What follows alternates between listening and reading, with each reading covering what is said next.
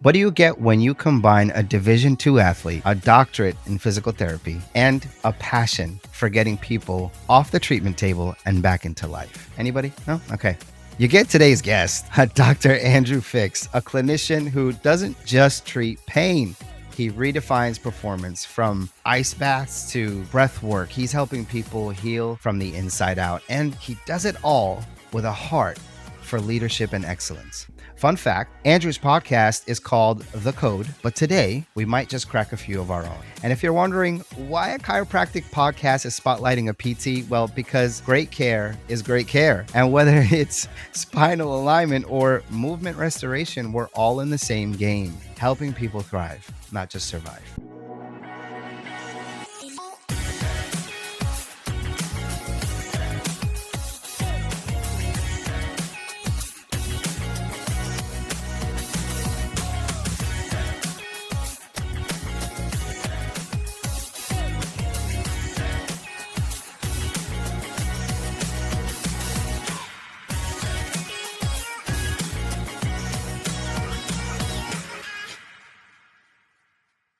Hey friends, welcome back to Beyond Adjustments, the podcast where we go deeper than just cracking backs. I'm your host, Amin Saeed, and today we're diving into movement, mindset, and mission.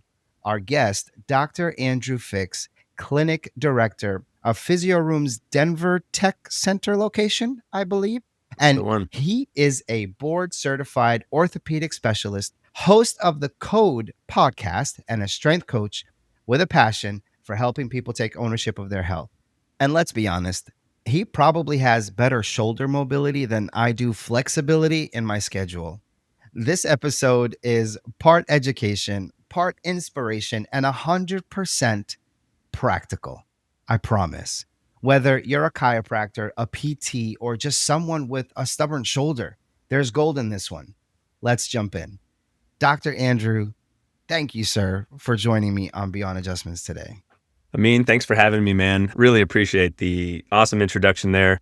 Like you were talking about schedule flexibility, we had to play Tetris a little bit to get this one to work out. And here we are. Yes, sir. Yes, sir. And I'm so glad you're here. So I'm just going to stop wasting time here and we're going to jump right in. But if we can rewind a little bit, you were a collegiate baseball player, right? North Dakota or? Oh, no. So I grew up in Wisconsin. I played football and ran track at a school there in Wisconsin, about an hour from my hometown. Got you. So apologies for that. It's been a minute since you and I spoke. So I get my information wrong sometimes. Like you said, it took us like 347 times to schedule this thing, but here we are. But so you were an athlete specifically, but before diving into the whole physical therapy thing, was there like a specific injury, a moment that made you say, I need to be on the other side of this table? Yeah. And I think that's probably true for so many of my colleagues out there in physical therapy or chiropractic professions or like whatever that is, athletic training or something. But the first time that I remember having an injury that actually like really held me out of the activity that I was doing, I was playing football in 8th grade, middle school back there in Wisconsin. And just running, not contact related, I had what's called an avulsion fracture of my pelvis. So at the time, the physician told me I had a chipped hip, but what I later learned was called an avulsion fracture, where the tendon pulls so hard on the bone where it attaches that it causes a little chip to come off. And that caused me to have to miss about a month of that 8th grade football season. Sounds painful. Yeah, it was weird. It was like, pain in the front of the hip. So anyways, my first experience being a client or a patient in physical therapy was back when I was in middle school. Okay. And at that time, I wasn't really thinking about what I wanted to do for my profession. I was probably like, how old would I have been? 14 or so at that time. Still had years to go to figure out what I wanted to do.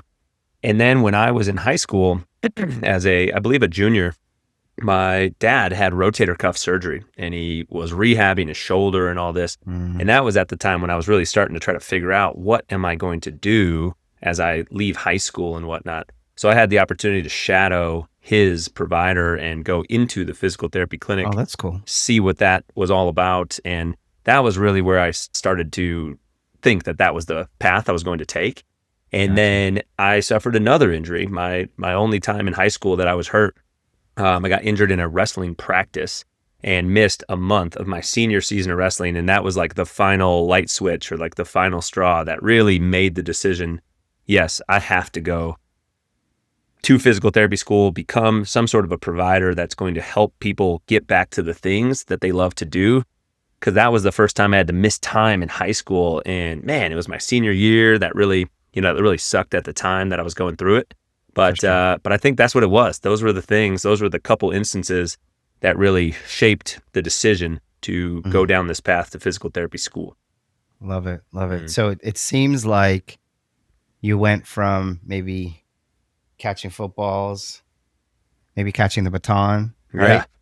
To helping people catch their second win in life, really. So Mhm. it sounds like. So I love that. I really, really do love that story. So I'm sorry that you walked through what you walked through, but I love that you used your pain, right, for a purpose. That's literally my life's motto. Mhm. All right, let's shift a little bit. So you talk about leading from the front, just leading in general. Yeah. That can mean a lot of things. What does that mean, like, to you as a clinician?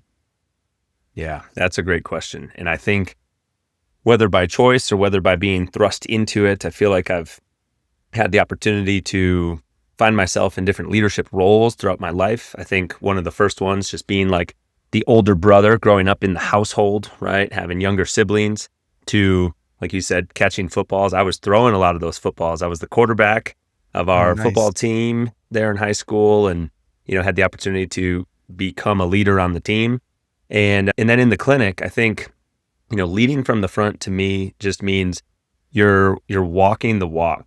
Like, you could be a vocal leader, you could be talking and sharing insights, you could be blurting out orders and telling people what to do, but I think it has more to do with the actions, not the words. And it has a lot to do with, like, how do you carry yourself? How do you present yourself?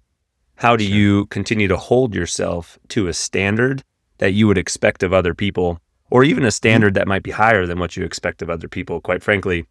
So I think, leading from the front means, like, you're constantly trying to move the needle forward in terms of, improving your skill set, improving your communication abilities, and improving yourself in whatever realm that is. That could be clinically and working with clients. That could be communication in working with your children, your family, and your clients, whomever. That could be in the fitness realm and taking care of yourself and, making sure you're setting a good example for all of those people that we were talking about. So just, it has nothing to do with words and has everything to do with the actions and how you go about your business in whatever realm that is. Yeah, that makes sense. Has there ever been a moment when you thought, this is too much? And if so, like, how did you recalibrate? Mm. Yeah, I think that's an interesting question. I think I probably tend to, and not just me, probably other people too, I tend to flirt with that line a lot, I think, where, you're trying to burn the candle at both ends, so to speak, in a lot of different areas of your life. And you're trying to say yes to a lot of different things. And sometimes that can leave you feeling pretty mentally fatigued, emotionally drained, sometimes physically drained. And it can feel like, maybe you're flirting with that word burnout a little bit. What kind of prevents maybe the feeling of burnout is there's a huge passion behind all of the things that I'm doing. And I think burnout to me is more when you just don't want to do anymore, like you're mentally done with it. You don't want to keep moving forward. You don't want to keep bettering yourself in those different facets. But I think that's kind of why I'm in the position that I'm in now, why I'm in the practice that I'm in now with Physio Room out here in the Denver area. Was I was starting to feel that in the previous practice that I was with. And Mm, insurance red tape, hospital limitations, the traditional healthcare model holding back the ability to work with individuals the way that I felt like we were meant to work with them, and adding in fitness and nutrition and how to manage your lifestyle into their care, and not just worrying yeah, about their knee pain or their back right. pain, but worrying about the human that has those things. And I just kept running into more instances where, I was being told by the people above me from the top of the corporate ladder, like, well, this is the way we do things. This is the structure you have to work within. And then eventually it just became, to the point where I said, no, I'm going to go, Yeah. my wife and I are going to move. We're going to go do this instead. And on paper, a lot of people thought that was crazy. I was leaving the corporate, salaried, comfortable position to move to a new state, to take a commissioned cash pay out of Wow. network with the traditional healthcare model style Big steps. role, and would make that decision 10 out of 10 times again. Now knowing what I know and like looking back on it, would absolutely make that decision again in a heartbeat. Good for you. Yeah, I love that answer. I mean, burnout is real. Obviously, Yeah. it's kind of what we do with it, and it kind of feels like I don't know when you do just one more rep, right, and Mhm. then suddenly you're like part of the floor now, right? Yeah. But yeah, totally get that. Yeah, And that's a and good question. the fact that you had the guts to make that move and stand for what's right, really at Yeah. the end of the day, you advocated for true healthcare when you made that move, in my opinion. So, Yeah. Yeah. It was scary at the time. And, oh, of there course. were some factors that made it feel like there was a little bit of a safety net there. We spent some time living with my in-laws, my sister-in-law and brother-in-law in their basement, so that, the worst case scenario was they weren't going to kick us out. If things weren't working out, we didn't have a mortgage or a rent payment hanging over our head besides a few $100 a month we were passing their way. And that helped us be able to get out here, find a place to live, and get the ball rolling and let that snowball gain some momentum. And Yeah, that's what happened. So we've been out here 5 years now in the Denver area. that's awesome. Let's talk a little bit about kind of the mind body optimization, maybe touch a little on the clinical philosophy side of things. Oh yeah. This is where you can geek out and I can sit back and absorb it all. So you integrate, and if I'm wrong on any of this, please shut me up. Tell me, I mean, no, this is not what I do. But from my understanding, as a PT or a true PT, I should say, you integrate breath work. You talk about cold exposure, stress regulation at work. Like you talk about all these things, and that's not typical, I would say, for many PTs. And maybe I'm wrong, but what made you explore that Mhm. path? Yeah, it's a good question. And maybe as I start to answer that, I'll take just like a step back and say, in a way, I find myself being kind of like degree agnostic. And I guess what I mean by that is I know a lot of great physical therapists. I also Yeah, know a lot of pretty average physical therapists. yeah, Sometimes that's due to the circumstances and the environment that they're in. Sometimes maybe that's due to the person, but I think maybe the former is probably true. I know a lot of great DCs, doctors of chiropractic. I know a lot of great strength coaches that, like, at the end of the day, the degree is just the license that you have, right? That's hmm, the degree you got from school. That's the license hmm, that you hold. But that's just like the bottom of the totem pole in terms of like, well, how do you work? How do you operate? How do you work with clients? And how do you treat as a provider, a practitioner? You got to have a lot of different tools in your tool belt. So, like, for example, if there's a physical therapist that just prescribes basic rudimentary exercises to everybody, and they just come into the clinic and they do the same set of exercises on a post-it note with the aid every day, I think that's pretty ridiculous.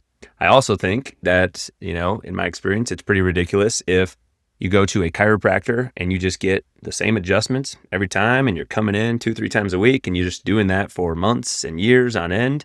I don't believe that that's the highest quality of care that we should and could be delivering to the clients we're working with. I think we have to have a lot more tools in our tool belt for that. You need to have good manual therapy skills. You need to have good communication skills. You need to really understand the real root of the why the person is even there in your office, because it's not about knee pain or foot pain or back pain. It's a couple layers deeper than that, why they are actually there.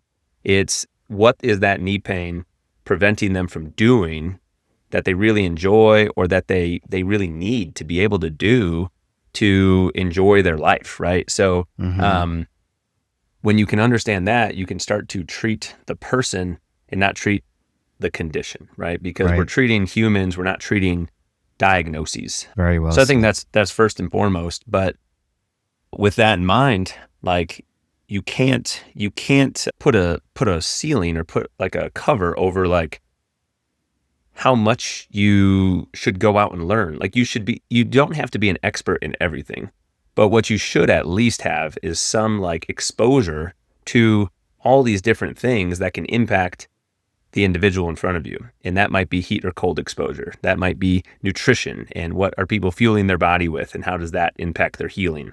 That might be the movement, the exercise, the stress management and stress regulation. That could be the psychological side of things as it relates to like the relationships in their life and all the things that are going on in their, in their family, in their work, like, because these things are going to impact and have an effect on how they feel physically and the physical aches and pains that they're coming into you for. You can't always just address those things with the manual and exercise-based tools, because that might not be the real root of the issue, right? It might be that they're Yeah. only sleeping 4 hours a night and there's no exercise that's going to get you to sleep 5 hours a night. We need to work on sleep hygiene and lifestyle navigation Mm-hmm. and calendar management, all this Yep. stuff. Yep. So I think that's kind of where I decided I wanted to step away from, the more traditional healthcare model, because man, when you're in a scenario where you're working with 2-3 clients at a time or per hour, it's very hard to get into those types of conversations with your clients. Mhm. It's very hard to get to know them on a deep enough level where they'll share that private information with you. You're just prescribing them exercises or doing hands-on stuff in the short period of time that you have in those appointments. So I think Yeah. that was kind of where the motivation came from, was like, one, got to remove yourself from the environment to where you can actually work with the people and get to know them. And then two, like, let's get to know those people and why they're there. And then we can start to craft a treatment plan that addresses all the necessary areas of their life, not just what we traditionally think of as Yeah. the hands-on or the exercise-based things. 100%. So my father recently had back surgery that Mm. I mean, I tried to have him not go get back surgery because there were other options. Yes, it's needed sometimes, I get it. But anyway, well, he's seeing a physical therapist Mm-hmm. and he's like, I'm not getting anything. I go in and they tell me to do the same exercises every single time. I could just do this from my couch. I don't need those kind of responses. And I'm like, Mm-hmm. are they actually giving you what you need? Like, Yeah. is this the right physical therapist for you? Like, what's explain to me. Like, anyway, that was a long conversation in and of itself. But then I was like, you know what? Let's try something different. I said my chiropractor does, and I want to say it's called shockwave therapy. Oh, Let let's give that a try. I mean, it's not going to hurt you, but it could help you. mm. So he actually had his first treatment today. He said he's going to go back. So we got to think outside the box too when it comes to Yeah. these kind of things. And I love what you said, that it's not about the pain, because what we have to do is, if somebody, okay, I come in, my knee hurts. Okay, that's great. What happened? Well, I was walking and this happened, or nothing happened. It just started hurting. Yeah. Okay, well, tell me a little bit about your lifestyle. What do you do? What do you like to do? What don't you do? Why don't you do them? And so on. Like, when you understand the fuller picture of that, like you said, human, right? Because we don't Mm. treat them as humans anymore. It's like they're a number, and I hate that. Like, Yeah. it's a corporate mentality, and it sucks. But once you get to the root of it, like, okay, we're gonna work towards that. And sometimes even in those conversations, you figure out the root cause of the issue Yeah, that for you sure. wouldn't have even found out if you didn't ask those questions. Absolutely. Anyway, so I gotta say, when you post your morning cold plunges on Instagram, I saw a Yeah. couple of those. I haven't done cold plunges. I haven't. I want to, but I haven't. Right now I'm at cold showers for like Yeah. 30 seconds. That's what I'm doing. But Mm-hmm. but I can literally feel my nervous system get regulated, Yeah. like from the couch. Yeah, totally. That's yeah. Anyway, good stuff, man. Good That's an stuff. interesting one of those topics too. I would say, Yeah. if I'm being transparent, I'm not quite as passionate about the cold plunges as I was a couple years ago. To me, it's more about like the mental side of things, like doing something that's pushing you out of your comfort zone, doing something that you Right. don't really want to do, but you Right. do it anyways. And I don't think, if I'm thinking about some of the literature and stuff, I don't think there's actually that strong of support for cold plunges improving the length of people's lives or anything like that. I I actually agree. saw an article the other day. This would not necessarily be a good thing, that in this study cohort that they followed, people that cold plunge versus people that don't, the people that cold plunge have a tendency to eat more calories in the day. Really. And that's not necessarily a good thing, depending on, Mm-mm. everything else that's going Depending on on. the And type of calories too. right. Yeah. It was like 400 more calories per day. So that's Wow. not a small amount either. So, um, Yeah. cold plunges could be great. Also, I would not say that they're like necessary for everybody by Yeah. any means. I agree. And I like what you said about I think what it does for me, it kind of shocks me. Yeah, definitely. Again, I haven't done the cold plunges, but if I'm, I'll do a workout in the morning and I'll go jump in the shower. Hmm. But then at the end, I'll just literally turn the water on to Cold. cold Yeah, and just sit there for 30 for seconds sure. and then whimper like a little kid and then get out. But no, it kind of like shocks my system. Like Yeah, there's some like a jump start. hormone Yeah. benefits that like dopamine release, you feel good.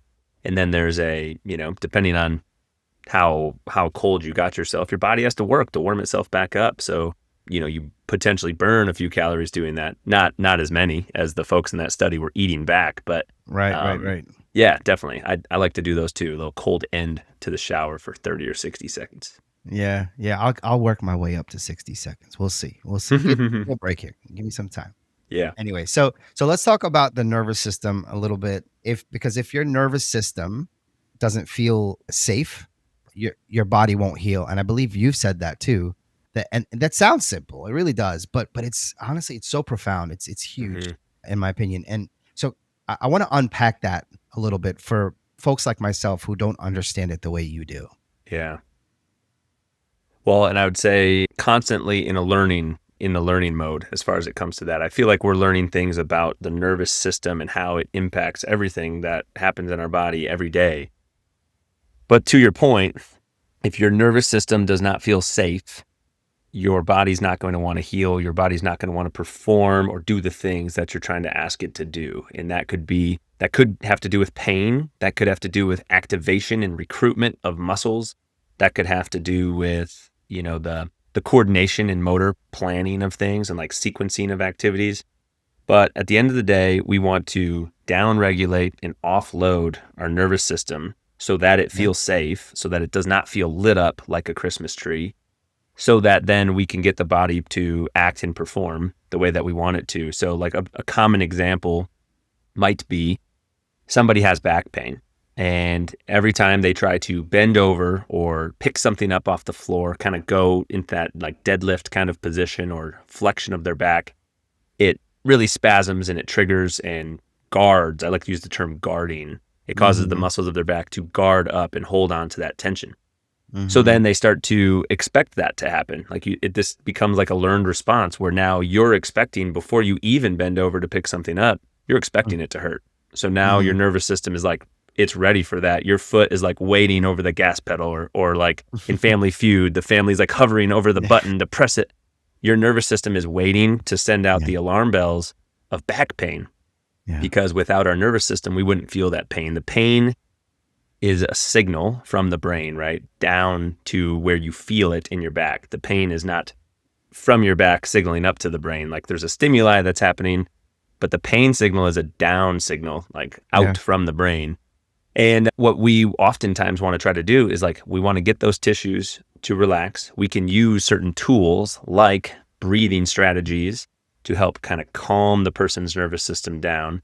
And then from like an exercise or a movement standpoint, a lot of times what we want to do is we want to get the person to do something, anything that they can do that does not trigger that same guarding or spasming response, to show them and show their nervous system, hey, it is okay to move. Mhm. It's, movement is not the enemy here. Certain movements you're very sensitive to right now, so we may have to work around those. We may use other tools that work on the nervous system, like in the rehab world, the term reciprocal inhibition gets utilized a lot. And that means where if my bicep has to do work, my brain needs to send signals down to my tricep to tell it to relax so that the bicep can do its job and flex the elbow. Because if the tricep was also engaging at the same time, it would prevent the bicep from doing its job. Well, we can Yeah. use that same strategy to get the guarding and the spasming to relax on the lower back muscles by kicking in intentionally muscles on the opposite side of the spine. Like kick in muscles that create one motion to tell those other guys to calm down, to reciprocally inhibit them. And then of course, there's a lot of other tools you might use. some hands-on work, some cupping, some dry needling, like whatever that might be, to try to provide an input to downregulate the nervous system, create that neurological reset and calm things down so that Yeah. we can get the person moving. Yeah. Well, and let's be real, like the body's an orchestra, right? Yeah. The nervous system is the conductor. hmm And sometimes that conductor needs a deep breath and a protein bar. Anyway, Yeah. and whether it's chiropractic care or corrective exercise, the goal is the same, right? Restore that rhythm and make sure the brain and body are having a healthy conversation. Yeah. I like that. Yeah. I like that Yeah. analogy a lot. Yeah. All right. So you're the man behind the Denver Tech Center Clinic, right? But Physio Room has other locations across Colorado. Yeah. How do you stay synced with a growing brand while keeping the culture real and local, I guess?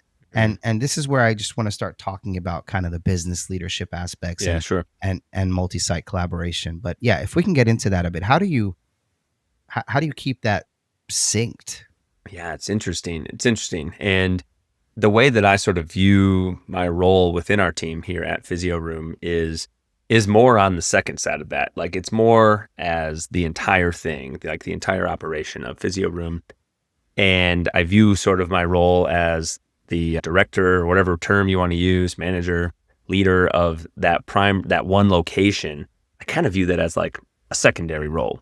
Because at the end of the day, like we have 3 primary locations. Technically, at the moment, present day, we have 4 points of service, but it's really 3 locations. We have 2 in the south part of Denver. One is in what's called Highlands Ranch, Colorado, straight south of Denver. And then we have one in this Denver Tech Center part of town. It's just kind of southeast of downtown, and there's a lot of offices and things there. We also have another location on the north side of Colorado Springs, which, generally speaking, Colorado Springs is an hour south of Denver, give or take. And we have somebody who manages and oversees each of those offices, and then our owner oversees the whole thing. So he and I are in the process of, slowly working to a partnership where I'm involved in that whole thing too, from a partial ownership perspective. And one of the things that's hard is like our location, that's our main one. We have our own space, right? And our providers that are there, our administrative team members that are there, we have the ability to a little bit more like control the culture and control the environment of that space because it's our office. Our other locations, the Tech Center one, the Colorado Springs one, we are subleasing space out of a fitness facility. And it is not our space, but we rent space from them, and we have providers there and staff members there, but they also have people there, trainers, coaches, and whatnot. And we don't get to control the entire culture and environment of the space. We're sort of operating within a facility where there's a lot of people coming and going, and it's very different. So what we used to think our goal was to pop up a lot of smaller clinics around Colorado and around Denver, and have maybe 2 providers in there and kind of sprinkle ourselves all around town. And what we've changed our mindset and our vision to is, instead, we want to have like these 2 main regions, the South Denver area and the Colorado Springs area. And that's just the current vision. It might be bigger than this in the future, where we have like a big primary location where we can have our staff members all together, where it's like a facility that people want to come to, staff and clientele. And it's kind of like, Rob Dyrdek's Fantasy Factory, if you remember that show. Like we want to have a facility that's just like so cool to come to, where we get to provide high quality care to people and really exercise our mission to challenge the status quo of healthcare. I think you'll hear a lot of times that the healthcare system is broken. And, I think there's some things that are broken about it. There's some things that are probably good about it. But we want to challenge what the status quo is and provide people with an experience that is over and above what they come to think that they're going to get in the physical therapy office. And we have a vision of helping the world move better, one person at a time. And that's our mission and vision at Physio Room. I love that. We're just working with the community, one person at a time. Love it. Love it. What does collaboration look like though, kind of between the site leaders? Do you have like weekly huddles, shared systems, smoke signals? Like what? Yeah, exactly. What do you got? So, I mean, we use software and technology like probably everybody else does. Just like for internal team communication, we're currently operating with Slack, and we send a lot of messages back and forth. A lot of that could be, collaborating with the other therapists on the team over clients' care to make sure we're giving them the best that we can, making sure we're not missing something and using each other's brains. But we have a meeting each week. We actually start the week off on Monday mornings with a meeting of those different site leaders, like you mentioned. So we're doing that on a Zoom call. And then our leadership team also meets on Tuesday. So at the moment, that's only like one person different in those meetings. But we just recently promoted somebody into the manager role of one of those locations. So Nice. we haven't yet doubled them up on having more meetings. But because what we talk about in our meetings about like the different locations is like, how are we supporting the people? Of course, we have to talk about numbers a little bit, like, how is the business doing, so Of that we course. can make sure we can keep the lights on and take care of Yeah. people, and because the margin supports the mission. But then what we're talking about in that like leadership meeting, the other one, is kind of like bigger scale from that. That's where we're talking about the finances of the locations and, Mhm. are we going to be trying to move into this building or open up a new space? We're not really talking about the people on our team in that one. We're more talking about the organization as a whole. Versus Mhm. the other one, we're more talking about how can we support our people and who's struggling with something, who's doing really well with something that we need to recognize, and how do we take care of those individuals. Yeah. I imagine it's like an Avengers style team up, right? Everybody's got their superpower, but alignment is key to saving the Mm-hmm. city or at least getting people pain free. I know, dude, I 100%. have dad jokes. They really suck. You just have to bear with me and you'll get through this podcast, I promise. But It's great. all right, what have you done in like intentionally to make the DTC clinic feel like its own thriving community? Oh, yeah, that's a great question. Well, like I said, it's inside of a fitness facility. And I try to have as best of relationship as I can with all of the people that are in there, all the coaches, all the staff members of the other companies that are there in the same space. One of the things I think that I did not do initially when I was first in there, because I kept my schedule open as wide as it can be. I was seeing clients at all different times of day. Because like I said, I left a salaried position to start a commissioned position. I was like, I need to just see people whenever they can be seen, need Right. to support my family here and afford our mortgage and whatnot. But Yeah. then what I started to do was like, it's a gym. So there's classes and there's personal training that's happening. It's not the type of gym where it's just like open and you come and go as you please. There's classes and there's training. So now I intentionally attend the classes there at the gym and I work out with the people that are there. Nice. And I try to do that at the different times of day. So like, Mm. so that I can meet the morning people, I can meet the lunch crowd, I can meet the after work people, so that then I know the people that are there. And we encourage our team that works there to do the same thing. Like, That's so we cool. don't just want our therapists to participate in that. We want our front office team members to participate too. Like, Mhm. hey, we want you to bring a change of clothes, do a workout while you're here. You're in the gym anyways. Yeah. Like we want everybody to be walking the walk as it comes to that. So I think that's Right. one of the main things. The gym does a really good job of holding community events and things, bringing their class members and their families out to whether it's a dinner or whatever, and we try to Yeah. participate in as much of that stuff as we can so that it just feels like a community there. Nice. All right. Love that. Love the just the intentionality of kind of creating your own culture and even connecting with customers that aren't even your customers, right? Like it's not Right. about that all the Right. time. So No, it's not. that's really cool. Really cool. All right. Mhm. So I want to shift now and talk a little about the communication side of things. Mm. So from our conversation, our initial conversation, and from some of the things I've been reading up online and watching some of your posts and whatnot, I would say I know you as this kind of stellar communicator, and you love stellar, quote unquote communication. For you, what makes conversation therapeutic, not Mm. just technical? Yeah, this is a great question, and I want to, I guess, lead with. I think this is an area in my life that I have been, especially in my adult life, constantly trying to improve in. I don't know if I would say that I feel like I've always been a great communicator, or if I'm even a great communicator right now. I think I'm getting better at it. I think maybe the podcast helps a little bit too. in creating clear thoughts and saying those with words that Mm-hmm. make sense.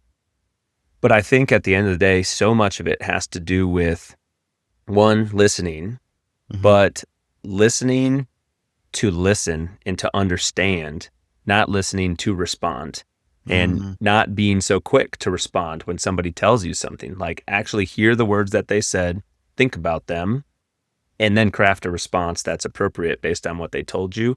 And Mm-hmm. sometimes that response could be sharing a thought or an idea. A lot of times that response is better asking a question, right? Asking another question, a clarifying question, or Yeah. even restating what that person said so that you can They know you confirm with heard them. them Yeah.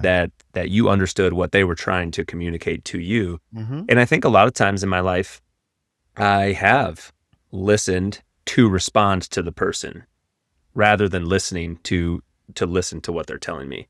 And I Mm-hmm. think sometimes as a provider, you feel like, well, I'm the one that has the information here to share and to give you, and it's my job to do this.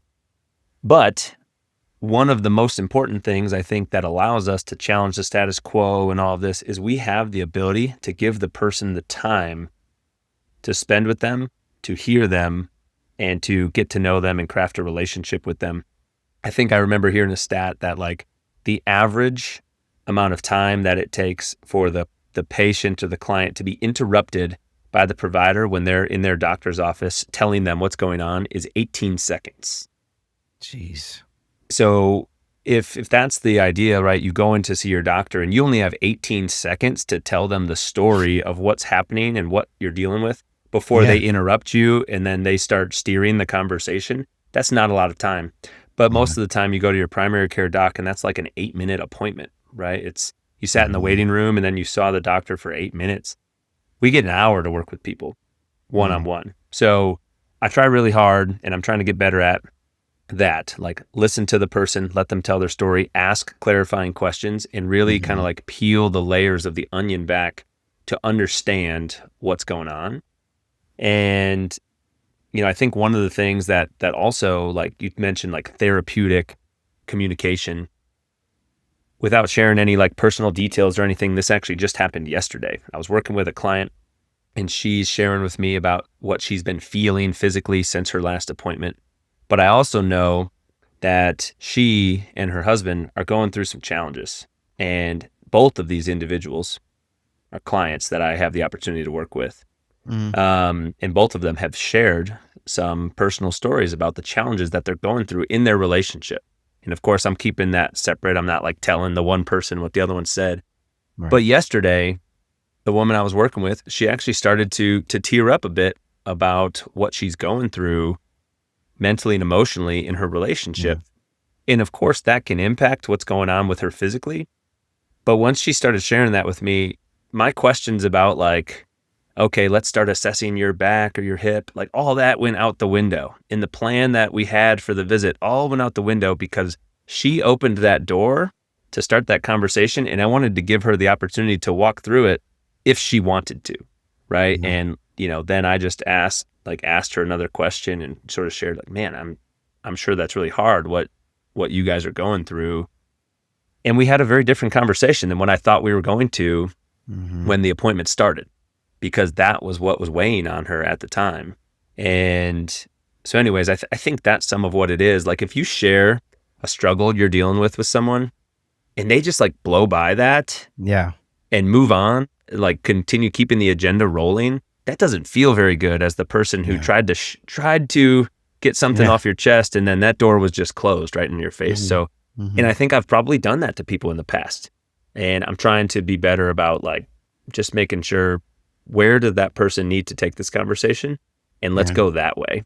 Because knowing like how that's going to build the connection, knowing how important that therapeutic alliance is with your clients, that's going to result in a better outcome for them down the road anyways, rather True. than us trying to work on their physical stuff right this second. True. Very true. When you said that we shouldn't listen to respond, Mm-hmm. kind of took me back to kind of early on in my marriage where it's literally all I did. It's like just you listen, listen, listen, and then you're just ready with your answer. But Yeah. your answer is actually in response to something they said in the beginning of what they were trying Yeah. Yeah, and it's like, what are you talking? Like, I didn't even, it's that kind of thing. And let's be honest, right? No, I guarantee you, none of your patients ever said, "Wow, that mobility exercise really touched my soul." But Mm-mm. but they will remember if you made them feel seen and Yeah. and safe, right? Yeah. 100%. And we have some Yeah, providers on our team, and we're so grateful for this, that do such a good job at that right there. Like, their clients know how passionate that individual is about working with them, yeah, helping them achieve their goals, makes them feel heard and seen. And those people, like those providers, man, the clients they work with, they show their appreciation all the time. They're bringing in mhm, thank you cards. They're bringing in baked goods. Like, they're bringing in all sorts of stuff. yeah, There's other providers that are phenomenal clinicians, but maybe they don't do that part as well. Not as many baked goods, not as many cards, whatever. Every provider on our team is a phenomenal clinician. And we're all in our own journey about trying to improve the areas yep, that are not our strengths. So yeah, it's so important, something that I think we should all continue to try and work on, and yeah, seek to understand rather than seeking to be understood. right. A Mm. 100%. Yeah. So Denver specifically is saturated with providers, right? Yeah, it So is. so so what makes like Physio Room stand out? I kind of already know the answer to that based on what you've been telling me so far, but so what makes you stand out even among other Physio Room locations, if I'm allowed to ask that? Yeah, yeah, yeah. Well, I think, yeah, each location kind of has their own flavor with the different providers that are there and the different team members, not just the providers. We have other people on the team besides the providers Mhm. that are there. Each of us have our own specialties, right? Like, I work with a lot of runners, a lot of people that lift weights, a lot of, whether it's CrossFit or something similar to CrossFit. Like, that's a lot of the people that I have the opportunity to work with. And then as a result of that, they send me all their friends, their family, or whatnot. And then the other providers on the team that might be more cycling specialists, their schedule starts to look like that, or golfers or whatnot. So your schedule starts to take shape based on what your expertise level is of these different things. And Mhm. then what activities do we like to do, right? So, like, I like to run, I like to lift weights, so I work with those people. And then that sort of changes the dynamic a little bit there in the clinic. I Yeah. think one of the main things that sets us apart, and I guess I'll answer this two ways. I think it's easy to talk about what sets us apart from the more traditional style places, the more insurance driven healthcare model and Yeah. stuff. I mean, if you Yeah. just walk into their clinic and you walk into our clinic, it's going to feel like a totally different thing. Ours is going to feel more like a fitness facility with providers who are doing the stuff that their clients are doing. We're not just having people go through the same post-it note of exercises every time, and it's going to Mhm. feel that way. Mhm. It is going to also, feel like a place where hopefully, like, we're on time for all of our appointments. The interaction there in the lobby is very personable. You're not like, it's not feeling like this sliding glass window thing when you walk up to the front Yeah, desk yeah. at the doctor's office. It's like you Yeah. walk in and the person behind the desk is like, Amin, what's up, man? How's your Yeah. how's your Thursday going? Like, we Right. remember people's names, we're using their names, we're making them feel like they're at home in our office. Yeah. And then, like you said, Denver there's a big place, and I like to say it's a Midwestern city too, because there's so many Midwestern people here. But Yeah. there are a lot of great providers here. There's a lot of providers that operate in a similar fashion to the way we do at Physio Room. And I think one of the things that sets us apart from them is we just are fortunate to have such a big team that we've been able to craft and assemble. Not all the people that were on our team a few years ago are still on our team, and we've kind of reset and reloaded with new people. But a lot of the out of network cash pay style facilities that are providing amazing care, a lot of those places are just like one or two people.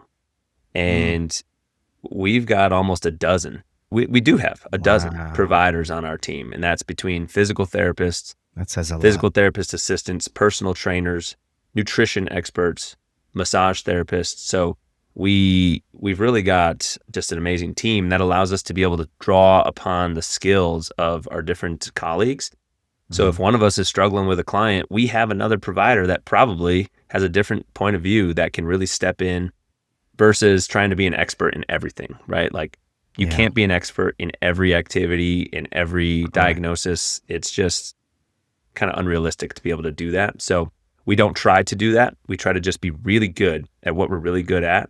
And our other Mhm. providers are really good at what they're really good at. And we utilize that expertise as a team. Love that. Yeah. I got a hard question for you. Yeah. Let's bring it on. What's the hardest lesson you've learned about building trust Mm. fast with new patients? It's not easy to build trust. No, it's not easy to build trust and, not even just with clients, but also with team members and stuff. I think in a weird way, it's almost harder with the team to build trust with the team members than with the clients. It kind of depends on how did that client wind up there in the first place. If Mm, they were someone that was referred by their friend or family member and like highly recommended to come there because of their great experience, that person's walking in with like already a base level of trust in you that somebody else instilled in them, right? Their mhm, brother sent them in, told them how great you were, and they already have like some level of trust established with you because of what they were told. Versus if someone finds us online, they've never talked to us before, they don't know us, that person's coming in a little bit more unsure exactly what to expect. And I think it's really hard to build trust quickly. You can lose it very quickly, much faster than you can build it. And it takes a lot of deposits right into that person's emotional bank account to establish that level of trust. I think a lot of it just boils down to setting and managing and delivering on the expectations. You know, telling them what they should expect and then delivering on that. Like letting mhm. them know your appointment is at 11 o'clock and then you showing up at the front desk at 11 o'clock, greeting them with their name, bringing them back, hearing their story, and, asking them what they're hoping to get out of that visit today, laying Yeah, out what that visit's going to look like, delivering on hopefully what they told you they were hoping to achieve.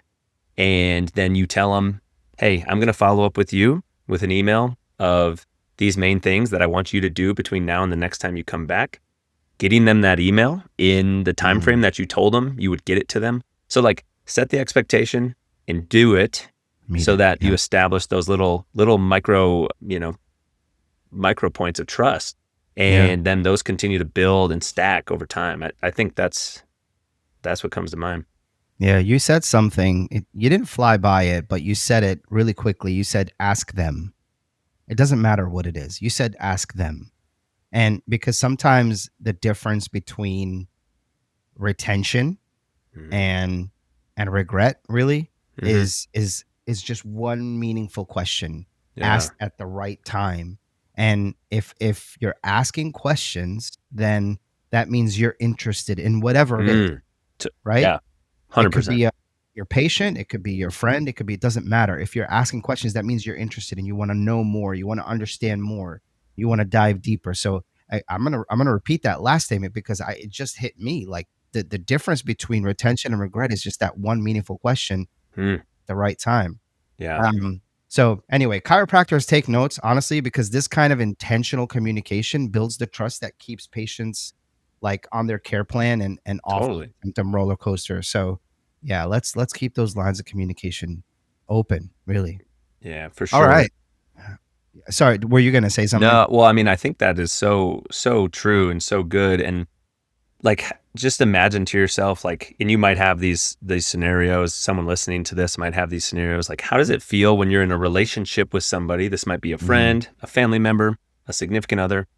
mhm, If you're always the one that's asking them things, if you're always the one that's trying to make the contacts, makes the reach out, start the conversation, set up the plans to hang out with a friend of yours, like you're always the one that's showing the interest, but it never feels reciprocated back. That does not feel very good. It's right. the same thing in the relationship with our clients. Like it should be about them. They're the ones paying you to come into Mhm, your office. Like it's about them. So if clients do this a lot of times, they're so good at it. clients want to get to know us. They will ask us questions. They'll ask us about our families. They'll ask us about what we're doing on the weekends. We need to ask those questions back, or different Mm, questions. Like, we need to show that interest back to them. mm. Otherwise, they're going to stop coming in, right? At a certain point, because they're like, man, this person doesn't really care about me that much. They're not showing a lot of interest in me. Yeah, So that's yeah, good. it's just so important what you just said. Yeah, that's good. That's good. All right, I want to talk a little about the future Yeah. of care. So what's next? I know you kind of went over a little bit of the vision for Physio Room and whatnot, but what's next for your hmm clinic? Is it new services, workshops, recovery lounge? I don't know, cryotherapy on tap. Like Yeah. what do you got? Yeah. Good question. So, I mean, I think at a certain point right now, we feel a little bit cramped for space in like Hmm. some of our spots. So, like I mentioned before, some of our vision is to expand Yeah. and have like a larger, more flagship style office in Denver and South Denver, and then down in Colorado Springs. We're very close Okay. on that happening in Colorado Springs because of a scenario that just presented itself. The gym that we're inside of is looking to sell. And Oh, rather than letting some nice. other gym come in and buy it, we're going to potentially take over that whole space. Sweet. So that might happen a little sooner than we planned, but that's, we'll take advantage of the situation that Yeah, presented yeah, yeah. itself. Yeah. And I think in that, that's exactly what we want to have. Like, we do have a sauna in two of our locations, but not in all of them. Like, so we want to have the sauna, the cold exposure. We'll probably go more the cold plunge route rather than the cryotherapy chamber route. We want to make sure the services that we can offer to our clients are consistent from location to location to location. So whether that means we obviously have physical therapists, but also having a massage therapist, also having personal trainers, also having a nutritionist on staff or a dietitian or something. So we can cover all those buckets. And then we're just constantly trying to improve from a skill set standpoint, what Yeah. our providers are doing, whether that's continuing education or whether that's trying and experiencing new things. I'm actually meeting with somebody next week to discuss shockwave implementation into our practice. I've had the opportunity to utilize that as a client myself, and I want to, we're going to potentially trial out a machine to consider bringing that in-house. So that's not Nice. something we need to refer out for anymore. Yeah. So Yeah. new services, new locations, I think is the main most exciting one. And then as we get those new locations, we're going to need to continue to grow and expand and fill that up and, bring more talented people onto our team. You ever think about getting a chiropractor on staff? So it's funny you mentioned that. We actually have had a chiropractor on staff in the Okay. past, and the provider that we brought onto the team, he was one of these chiropractors who is a very rehab-based provider. He has the hands-on skills to do the adjustments, but the way that he treats and the way that he prescribes the plan of care to clients is not like keep coming back for adjustments. It's let's go out to the gym. Hey, we did this adjustment. Now let's go out to the gym and work on the movement and exercise side of things that's going to complement this. He's quite the athlete himself. He's actually one of the several people that has joined our team, spent a period of time with us at Physio Room, and then has gone on to start his own practice.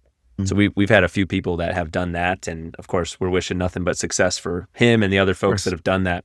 And then one of our locations, our main one, we actually share the office with a chiropractic group.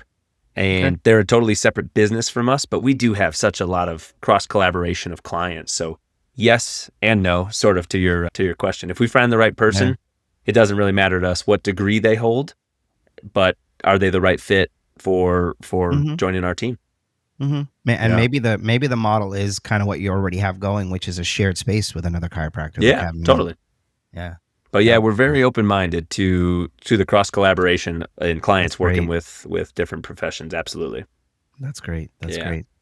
So, in your view, where is healthcare or the healthcare industry as a whole? Where do you think it's heading, especially kind of like movement focused, proactive care? hmm hmm I actually think, and maybe it's partially because this is the world that I'm in, I actually think that side of things is heading in a great direction. I think there are more and more offices and providers that are stepping away from the traditional model and instead operating in a fashion like what we're talking about, like more true whole person focused healthcare. Whether this is direct primary care offices or Hmm. functional medicine style offices or naturopathic or like whatever you want to talk about physical Yeah. therapy, chiropractic. I think Mm. more people are moving away from scenarios where they don't feel like they can work with clients the way that they feel like they should be able to. And they're Mhm. opening up their own place to do that, or joining a place like Physio Room to be able to do that. So I Right. think that's heading in a great direction.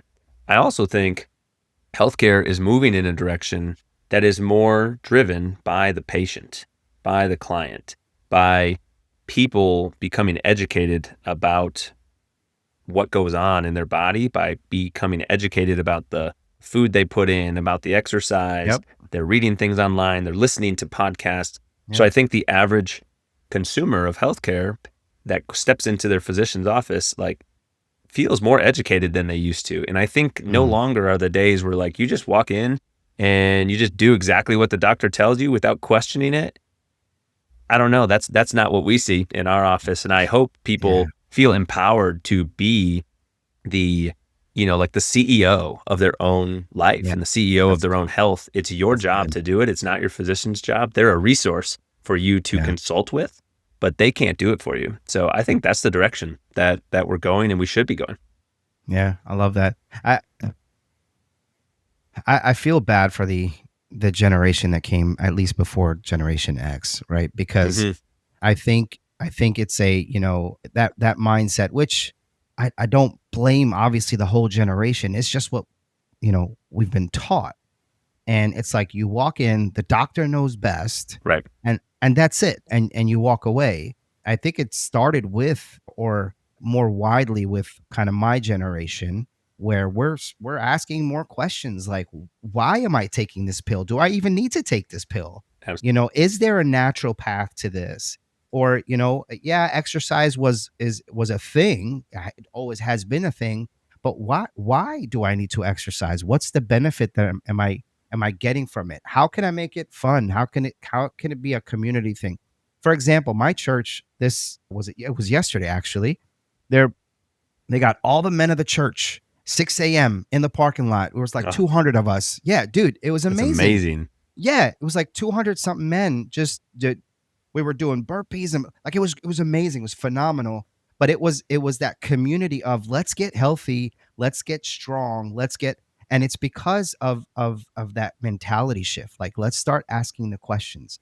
Unfortunately, I had to learn the hard way with our firstborn child.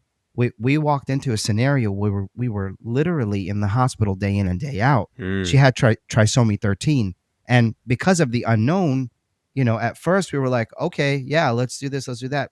But then I believe God planted somebody in my life, my cousin specifically, who was like, they work for you. Ask them questions. Why are they doing this? And that's when we put a stop to most of it. We're like, no, like, this doesn't need to happen. Why are we doing this? No, she's not a test subject, right? Like, that kind of thing. And yeah. that's where my mentality shifted. It's like, look, yes, we have one of the best medical industries in the world, especially when it comes to acute care, right? Yep. But if I have a cold, do I really need to get on a Z pack? Like, like, come Right. on, like, it just doesn't make sense. So I love your answer, and I agree that more and more people are starting to ask questions, Yeah. and becoming more aware of their own health. Like, be the CEO of your health. I love that. I love that. Absolutely. It's, longevity is that, hot topic word right now. Everyone's trying to figure out how they can live longer, how they can live Yeah. better, Yeah. improve your health span and whatnot. So Yeah. keep asking those questions. Yeah. Yeah. So I got a final challenge question for you. So Hmm. if you had a clean whiteboard and could, like, redesign, which I'm afraid to ask this because I don't believe God makes mistakes, but if you could redesign the musculoskeletal care, and like from scratch, what's the first thing you draw? Like, what's the main thing? Oh, wow. Yeah. If I had that blank slate, Yeah. hmm. I mean, the first thing that comes to mind, I don't know if I had more time to craft an answer, I don't know if this is what I would say, but I think one of the first thing that comes to mind is like, let's start with the person and not with the imaging or something I like was that, right? Like, hoping for that answer. Yes. so often the common pathway that somebody might get into our office or even a chiropractic office or something is like, you have something bothering you, you go see your primary care, they tell you to rest or they prescribe you some a leave or something, you take that and it feels better when you're taking it, but then it comes back because you didn't really address the Yeah. issue. And then Yeah. they maybe refer you to a specialist. And then before you even see the specialist, you're getting x-rays and MRIs and like you're getting imaging done for things that quite frankly probably don't need. Like you probably don't need those things. The story that the client shares has nothing to do with a fracture or whatnot. Why do we need an x-ray? But sometimes the answer is, oh, well, really, we want you to get this MRI, but the insurance won't approve it unless you have an x-ray first. And it's just all this stuff, right? That doesn't make sense. And instead, like, can we just listen to the story that the person's telling us about what's going on and then make a decision based on what we think is best course of action based off of that, based off of the subjective and objective assessment of that person? I wish that's the way that it was. And then I think more quickly, the client would get to the provider that they need to be to help them with the problem that they're dealing with, instead of having to jump through all these hoops. And, they wound up seeing like 10 people when they could have just seen one, potentially, if they would have gotten to the right one first to help them with the challenge they're dealing with. Yeah. Yeah.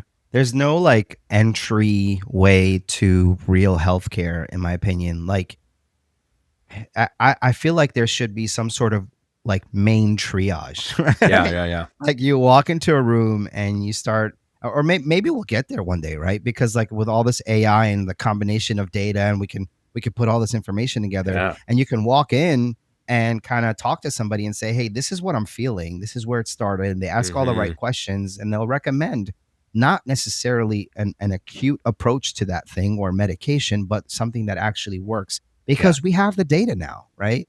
So anyway, honestly, your naturally. answer. I mean, naturally, we all come to this with our own bias based on our own knowledge and experience. Like if I'm talking to somebody at, out in the community and they're starting to share their symptoms with me, of course, I'm going to first think about like, are we the best person for you to see? Like, we can help you with this problem. That doesn't mean we're the only ones that can help you with this problem. That you might be very well off going to the chiropractic office or seeing a massage therapist or working with a great strength coach or personal trainer.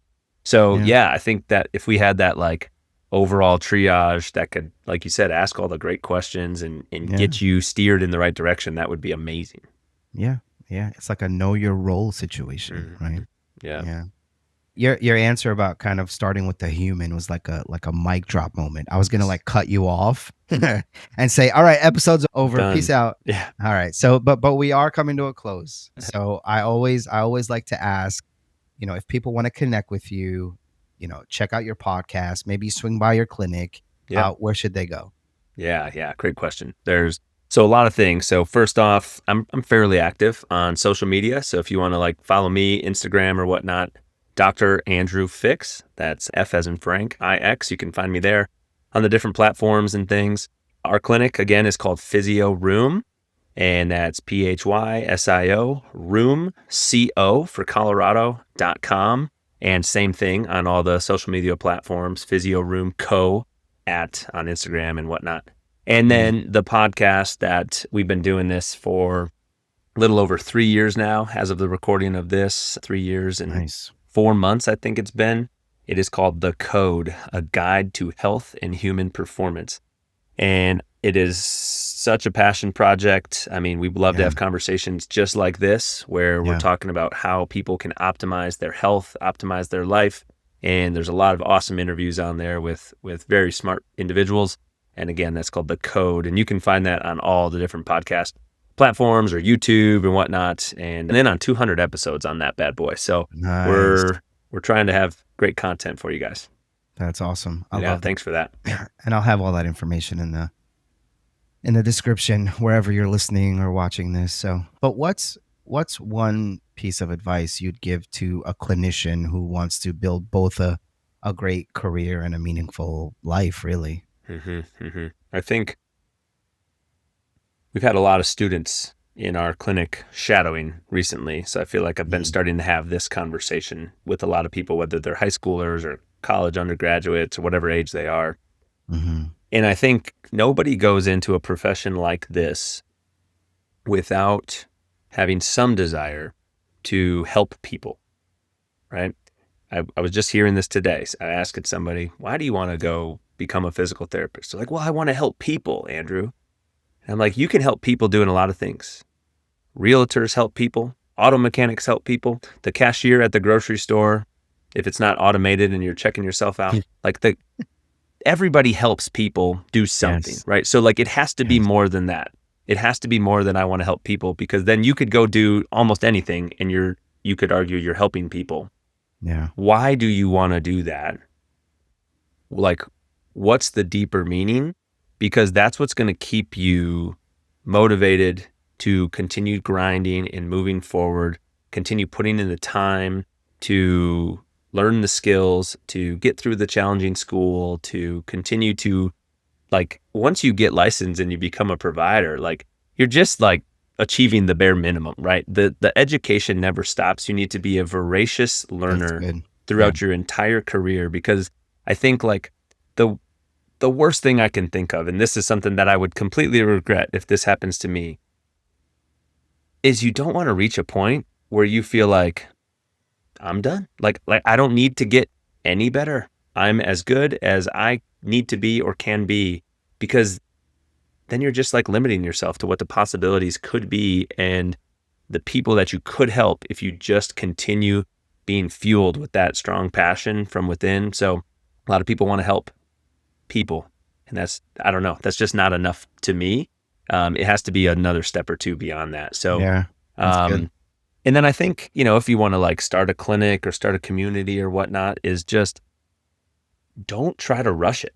Like, of course, everybody wants to succeed quickly, and you need your business to flourish and whatnot. You need to be able to pay the bills and keep the lights on, but you can't rush the relationship building.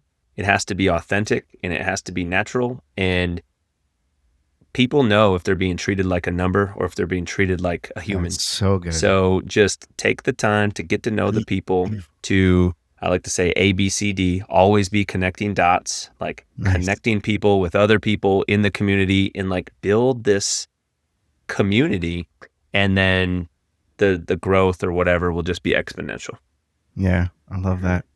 Dr. Andrew, thank you so much, man, for just being a guest, for enlightening us with all this information. I really, really enjoyed our chat today, honestly. Man, I really appreciate you getting connected with me in the first place. We Yeah. had a couple phone calls on a road trip and led to having this podcast. So thank you so much for the opportunity to hop on here on the show. And yeah, this was a blast. It's my pleasure, man. And y'all, that was like a movement masterclass meets life coaching meets, I don't know, shockwave therapy slash cold plunge pep talk. I don't know. It's just it was amazing. And a huge thanks to Dr. Andrew Fix for being such a grounded, honestly brilliant voice in this space. And to all our chiropractic friends tuning in, this episode is a reminder that PTs and DCs aren't competitors. They're collaborators. Yeah, let's integrate, Totally. right? And care. And whether you're mobilizing joints or repatterning movement, I don't know, we're all adjusting lives for the better. That's really what we need to focus on. So if this episode sparked something for you, send it to a friend, leave a review, and maybe even breathe a little deeper this week. I don't know. Until next Mhm. time, don't just adjust your spine, adjust your standards, your systems, and your self leadership. I'll catch you in the next one. Thanks, guys.